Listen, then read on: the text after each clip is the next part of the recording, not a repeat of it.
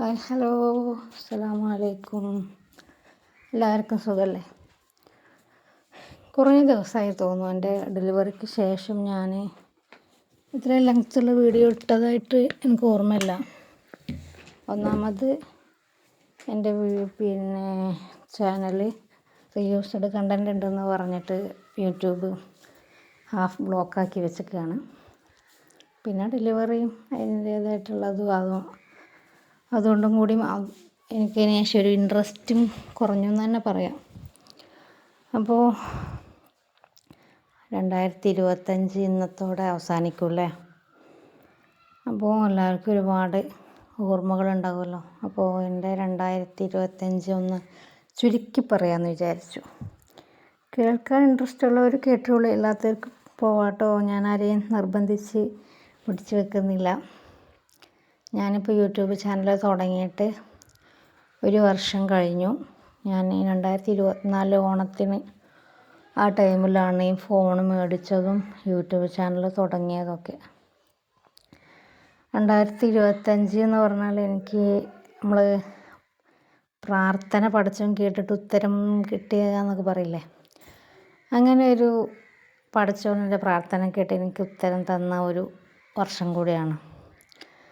അപ്പോൾ എന്താണെന്ന് വെച്ചാൽ എനിക്ക് ഇനിയൊരു കുഞ്ഞിനെ കിട്ടുകയാണെങ്കിൽ ഈ വർഷം തന്നെ വേണം എന്നൊരു പ്രാർത്ഥന ഉണ്ടായിരുന്നു എനിക്ക്. അപ്പോൾ അത് പഠിച്ചവൻ കേട്ടു. എനിക്ക് ഈ വർഷം തന്നെ എൻ്റെ മോളെ തന്നു. അപ്പോൾ മോൾക്കിപ്പോൾ 2 മാസം ആവാനായി. ജനുവരി 4 2 മാസമാവും. അപ്പോൾ അതൊരു ഭയങ്കര സന്തോഷമുള്ളൊരു വർഷമാണ് കേട്ടോ 2025 എനിക്ക്. പിന്നെ 2025 ജനുവരി 1 തന്നെ എനിക്ക് സങ്കടമായിരുന്നു. പിന്നെ എനിക്ക് പ്രതീക്ഷിക്കാണ്ടൊരു കുരു ഉണ്ടായി, അത് പഴുത്ത് പിന്നെ അത് സർജറി ചെയ്യേണ്ടി വന്നു. അങ്ങനെ ജനുവരിയും ഫെബ്രുവരിയും വേദനകളിലൂടെ കടന്നു പോയിട്ടോ ഞാൻ. എനിക്ക് ഹോസ്പിറ്റലും ഓപ്പറേഷനും അങ്ങനെ വിചാരിക്കാണ്ട് ഒരുപാട് ഇത് വരിക എന്ന് പറയില്ല, അതുപോലെ കുറേ റെസ്റ്റ് വേണ്ടി വന്നു. കുറേ ആവശ്യം, പിന്നെ നമ്മൾ വിചാരിക്കാണ്ട് കുറേ കാശ് ചിലവായി. പിന്നെ അത് കഴിഞ്ഞ് മാർച്ചിൽ നോമ്പായിരുന്നല്ലോ. അപ്പോൾ നമുക്കൊരു ബാഡ് കിട്ടുമ്പോൾ അതിൻ്റെ അടുപ്പിച്ച് തന്നെ നല്ലതും കിട്ടുമെന്ന് പറഞ്ഞാൽ എനിക്ക് 2-3 പ്രാവശ്യം അങ്ങനെ അനുഭവം ഉണ്ടായിട്ടുണ്ട് കേട്ടോ. അങ്ങനെ ഒരു അനുഭവം കൂടിയായിരുന്നു. അതിൻ്റെ അത് മാറിക്കൊണ്ടിരിക്കുന്ന ടൈമിൽ തന്നെയാണ് എനിക്ക് പിന്നെ കംപ്ലീറ്റ് മാറിയിട്ടില്ല, ഏകദേശം മാറി ആയപ്പോഴാണ് എനിക്ക് വടകരയ്ക്ക് ഒരു പോസ്റ്റ് കിട്ടുന്നത്. ഒരു 1-2 മാസത്തേക്ക് നോമ്പ് കഴിഞ്ഞ് വിഷു ടൈമിലൊക്കെ, വിഷുവിനാണ് അവിടെ കംപ്ലീറ്റ് ആയി തോന്നുന്നു.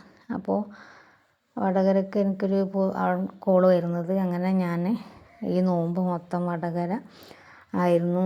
പിന്നെ എനിക്ക് വടകര പോസ്റ്റ് കിട്ടിയതിനെക്കാട്ടിലും സന്തോഷമായത് എനിക്ക് ഈ വർഷത്തെ നോമ്പ് മൊത്തം എൻ്റെ ഉമ്മൻ്റെ കൂടെ നിൽക്കാൻ പറ്റി എന്നതിലാണ് കേട്ടോ. അപ്പോൾ അങ്ങനെ കുറേ കാലത്തിന് ശേഷം 1 മാസം നോമ്പ് മുഴുവനും ഞാൻ ഉമ്മൻ്റെ കൂടെ ആയിരുന്നു. 1-2 നോമ്പൊക്കെ പിന്നെ വീട്ടിൽ വന്നിട്ടുണ്ട്. അങ്ങനെ അത് കഴിഞ്ഞു ഞാൻ അവിടുന്ന് നമുക്കൊരു 1.5 മാസം നല്ല ഇതിൽ നിന്ന് പിന്നെ ഒരു വിഷമമായിരുന്നു. പിന്നെയാണ് ഞാൻ അറിഞ്ഞത് ഞാൻ പ്രഗ്നൻ്റ് ആണെന്ന്. അപ്പോൾ ഒന്നും കൂടി എനിക്ക് എൻ്റെ പ്രാർത്ഥന കേട്ട ഒരു സന്തോഷം, ഭയങ്കരമായിട്ട് ഞാൻ സന്തോഷിച്ചു. അങ്ങനെ പ്രഗ്നൻസി ഫസ്റ്റിൽ എനിക്ക് ഷുഗർ ഉണ്ടായിരുന്നു. അപ്പോൾ ഇത് വേണോ വേണ്ടെന്നുള്ളൊരിത് വന്നു. അപ്പോൾ ഭയങ്കര സങ്കടമായിരുന്നു കേട്ടോ. ഇതാട്ടോ മോള്.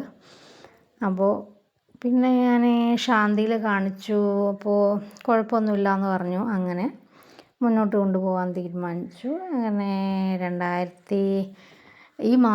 ഈ ഡിസംബർ 8 എനിക്ക് ഡേറ്റ് പറഞ്ഞത്. പക്ഷേ ഒക്ടോബറിൽ തന്നെ എനിക്ക് പെട്ടെന്ന് വെള്ളം പോയി. അങ്ങനെ അഡ്മിറ്റായി. ഒരാഴ്ച അവർ വെയിറ്റ് ചെയ്തു, പക്ഷേ ഇത് കുറയുന്നില്ല. അങ്ങനെ കൊച്ചിനെ പുറത്തെടുക്കേണ്ടി വന്നു. നോർമലായിട്ട് തന്നെ പ്രസവിച്ചു. പക്ഷേ പിന്നെ അതിന് ശേഷം എനിക്ക് ഡെലിവറി വരെ എനിക്ക് 100ൽ 100 മാർക്ക് തന്നെ ഞാൻ ശാന്തി ഹോസ്പിറ്റലിന് കൊടുക്കും കേട്ടോ. അതിനത്രയും അവർ കെയർ ചെയ്യുകയും ഒക്കെ ചെയ്തു. പക്ഷേ ഡെലിവറിക്ക് ശേഷം എനിക്ക് അത്ര നല്ല അനുഭവം ആയിരുന്നില്ല അവിടെ നിന്നുണ്ടായിരുന്നത്. ഡെലിവറി ടൈമിൽ ഒന്നാമത് നോക്കുന്ന ഡോക്ടർ വന്നിട്ടില്ല. പിന്നെയെന്ന് പറഞ്ഞാൽ അതിന് ശേഷം അവർ PV ചെയ്യണമെന്ന് പറഞ്ഞിട്ട് എൻ്റെ സമ്മതത്തോടെ അല്ലാണ്ട് തന്നെ 2 സിസ്റ്റർമാർ വന്ന് PV ചെയ്തു. പിന്നെ ഡെലിവറിക്ക് ശേഷം നമുക്ക് സാധാരണ ഒരു നോർമൽ ഡെലിവറി കഴിഞ്ഞാൽ അതിന് ശേഷം ഒരു ഉറങ്ങാൻ പറ്റണം. അത് അവിടെ നിന്ന് പറ്റിയിട്ടില്ല. പിന്നെ എനിക്ക് ഉമ്മനെ കാണണം എന്ന് പറഞ്ഞിട്ട് അവർ പിന്നെ ഉമ്മനെ അകത്തോട്ട് വരാൻ സമ്മതിച്ചിട്ടില്ല. അങ്ങനെ ഒരുപാട് ഡെലിവറിക്ക് ശേഷം ബാഡ് എക്സ്പീരിയൻസ് ഉണ്ടായപ്പോൾ എന്നോട് ആരെങ്കിലും ചോദിക്കുകയാണെങ്കിൽ ഞാൻ ശാന്തി ഹോസ്പിറ്റൽ റെക്കമെൻഡ് ചെയ്യില്ല കേട്ടോ. ഡെലിവറിക്ക് ശേഷം ഞാൻ എനിക്കുണ്ടായൊരു അനുഭവം പറഞ്ഞതന്നേ ഉള്ളൂ. പിന്നെ ഇതൊക്കെ നമ്മളെയുള്ള കളക്ഷനാണ്. അപ്പോൾ ആർക്കെങ്കിലും വേണമെങ്കിൽ വാട്സപ്പ് നമ്പർ എൻ്റെ ഷോർട്ട് വീഡിയോസിലുണ്ടാവും. അതിൽ മെസ്സേജ് അയക്കുക കേട്ടോ. ഡീറ്റെയിൽ പറഞ്ഞു തരാം. സ്റ്റോക്ക് ഉണ്ടോ എന്നൊക്കെ നോക്കേണ്ടി വരും. കുറേ മുന്നേ ഉള്ള ഇതുണ്ട് ഇതിൽ. അപ്പോൾ ഞാൻ ഇതിൻ്റെ കൂട്ടത്തിൽ വോയിസും പറയാമെന്ന് വിചാരിച്ചിട്ട് ഇട്ടതാണ് കേട്ടോ. അപ്പോൾ അങ്ങനെയൊക്കെയായിരുന്നു എൻ്റെ 2025. അപ്പോൾ എല്ലാവർക്കും ഒരുപാട് അനുഭവങ്ങളുണ്ടാവുമല്ലോ. ഓരോ വർഷങ്ങളൊക്കെ വളരെ പെട്ടെന്ന് തന്നെ കടന്നു പോകുന്നുണ്ട്.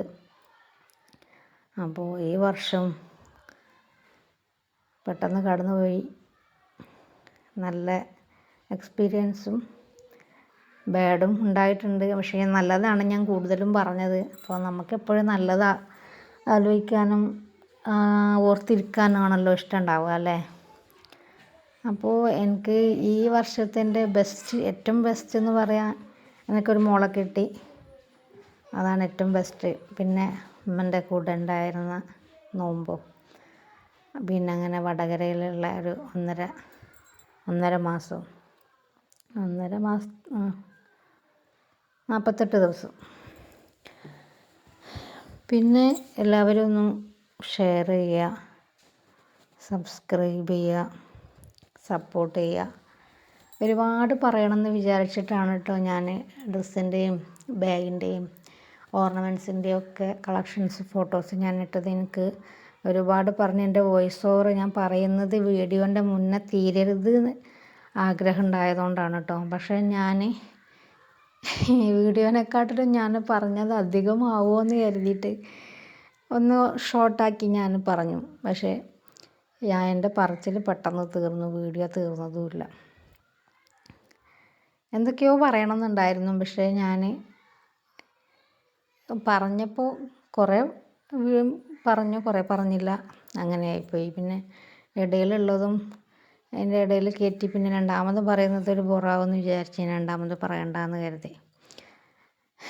ഇപ്പം ഗോൾഡിൻ്റെ വിലയും ഗോൾഡൊന്നും ഞാൻ ഞായറാഴ്ച ഒന്ന് ബസ്സിൽ കയറിയിട്ടുണ്ടായിരുന്നു. ആരും ഇപ്പം ഗോൾഡൊന്നും ഇടുന്നില്ല. ഗോൾഡിൻ്റെ റേറ്റ് കാരണം ലേഡീസിൻ്റെ അടുത്ത് എല്ലാവരും ഇതുപോലെ ഫാൻസിയും ആൻറ്റി ടാർണിഷും ഒക്കെയാണ് ഉപയോഗിക്കുന്നത്. ഫാൻസിയിൽ കയറിയപ്പം അവിടെയും മൊത്തം ഇത് തന്നെയുള്ളൂ. അപ്പോൾ ഗോൾഡൊക്കെ ഇനി ഇടുന്നവർ വളരെ റെയറായിരിക്കും. അപ്പോൾ കള്ളന്മാരെ വീട്ടിൽ കയറുന്നൊക്കെ ഇങ്ങനെ ദിവസം തോറും അധികം ഇങ്ങനെ കേട്ടുകൊണ്ടിരിക്കുകയാണ്. മക്കളെ പിടിച്ചു കൊണ്ടുപോകുന്നതും. അപ്പോൾ ആർക്കെങ്കിലും ഇതിൽ ഞാനിട്ട ഫോട്ടോസും വീഡിയോസും ഉള്ളതിൽ ഏതെങ്കിലും ഇഷ്ടമായിട്ടുണ്ടെങ്കിൽ എൻ്റെ വാട്സപ്പ് നമ്പറിൽ കമൻറ്റ് ചെയ്യാം. ഞാൻ റിപ്ലൈ തരാം. അതിൽ നെറ്റില്ല. അപ്പോൾ ഞാൻ ഇടയ്ക്ക് അത് നെറ്റിൽ ഇത് കണക്ട് ചെയ്ത് നെറ്റ് ഓപ്പൺ ആക്കാറുള്ളൂ. പിന്നെ അധികം മക്കളെ കയ്യിലുണ്ടാവും ആ ഫോൺ അധികം ഞാൻ എൻ്റെ നോക്കാറില്ല. ഇടയ്ക്ക് എടുത്ത് നോക്കാറുണ്ട്. പിന്നെ ആരെങ്കിലും മെസ്സേജ് അയച്ചിട്ടുണ്ടോയെന്ന്. അപ്പോൾ പറ്റുന്നവർ ഇതൊന്ന് ഷെയർ ചെയ്യുക കേട്ടോ. പിന്നെ ഒന്ന് ലൈക്ക് തരിക, പറ്റുകയാണെങ്കിൽ ഒന്ന് കമൻറ്റ് ചെയ്യുക. കമൻറ്റ് കാണുമ്പോൾ സന്തോഷമാണല്ലോ നമുക്ക്. പിന്നെ പറ്റുന്നവർ ഒന്ന് ഷെയർ ചെയ്ത് സബ്സ്ക്രൈബ് ചെയ്യാത്തവരുണ്ടെങ്കിൽ സബ്സ്ക്രൈബ് ചെയ്യുക. ഇനി അധികം പറഞ്ഞിട്ട് ഞാൻ ബോറടിപ്പിക്കുന്നില്ല കേട്ടോ. പിന്നെ എന്തെങ്കിലും ആർക്കെങ്കിലും അറിയാനുണ്ടെങ്കിൽ ചോദിക്കുക, കമൻറ്റിലും ചോദിക്കുക, എൻ്റെ വാട്സപ്പ് നമ്പറിലും ചോദിക്കുക കേട്ടോ. അപ്പോൾ ഇത്രയൊക്കെ ഉള്ളൂ. Thank you.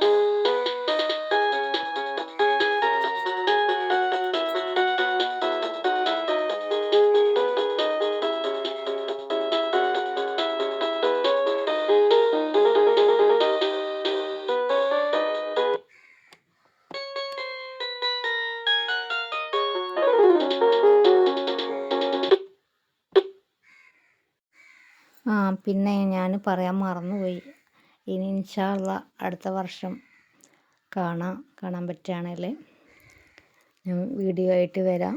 ഈ വർഷത്തെ വീഡിയോ ആണ്, ഈ അവസാനത്തെ വീഡിയോ ആണ്. അപ്പോൾ എല്ലാവർക്കും ഹാപ്പി ന്യൂ ഇയർ. അത് ഞാൻ പറയാൻ മറന്നുപോയതാണ് കേട്ടോ. അപ്പോൾ എല്ലാവർക്കും വരുന്ന വർഷം നല്ലൊരു വർഷമാവട്ടെ, നല്ലൊരു തുടക്കമാവട്ടെ എന്ന് ആഗ്രഹിക്കുന്നു, പ്രാർത്ഥിക്കുന്നു. നിങ്ങളെ പ്രാർത്ഥന ഉണ്ടാവണം. അപ്പോൾ അത്രയേ ഉള്ളൂ. അസ്സലാമു അലൈക്കും.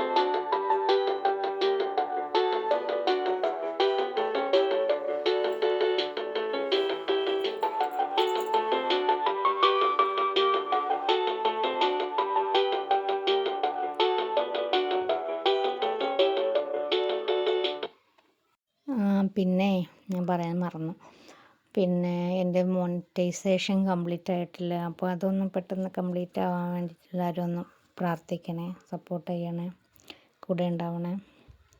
അപ്പോൾ ഇനിയും ഞാൻ ബോറടിപ്പിക്കുന്നില്ല. അപ്പോൾ ഓക്കെ കേട്ടോ.